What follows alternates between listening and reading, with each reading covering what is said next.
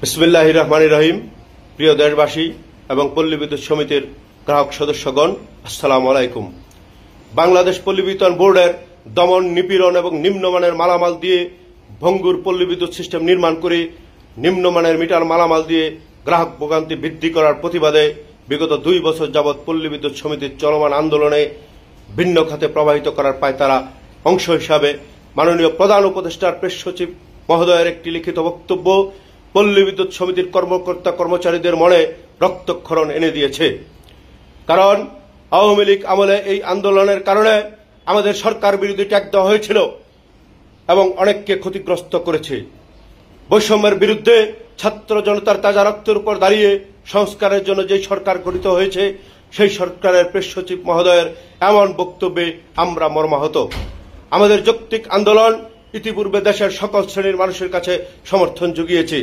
দেশের বড় বড় রাজনৈতিক দল বিএনপি, জামায়াত ইসলাম, ইসলামী আন্দোলন, এনসিপি, গণ অধিকার পরিষদ, এবি পার্টি সহ দেশের 13টি রাজনৈতিক দল সরাসরি আমাদের আন্দোলনের সাথে একতা প্রকাশ করে সশরীরে ঢাকা কেন্দ্রীয় শহীদ মিনারে উপস্থিত হয়ে বিবৃতি দিয়েছে।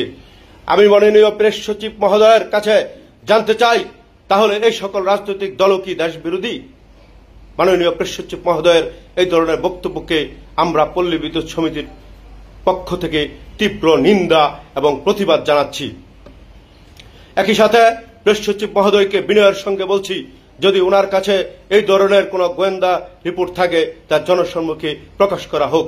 অন্যথায় প্রেস সচিব মহোদয়কে উক্ত বক্তব্যটি প্রত্যাহারের জন্য বিনীত অনুরোধ করছি। গ্রাহক সেবা দিতে গিয়ে 1000 লাইনম্যানের তাজা রক্তের বিনিময়ে যে সিস্টেম দাঁড়িয়ে আছে সেই সিস্টেমের কর্মীদের অবজ্ঞা করা চলবে না, অবজ্ঞা করা চলবে না। পল্লী বিদ্যুৎ সমিতির আমার প্রিয় সহকর্মীদের প্রতি অনুরোধ করব, সমস্যার সমাধান না হওয়া পর্যন্ত স্টেশন লিভের মাধ্যমে গণছুটি কার্যক্রম চলমান থাকবে। কেউ স্টেশনে ফিরবেন না।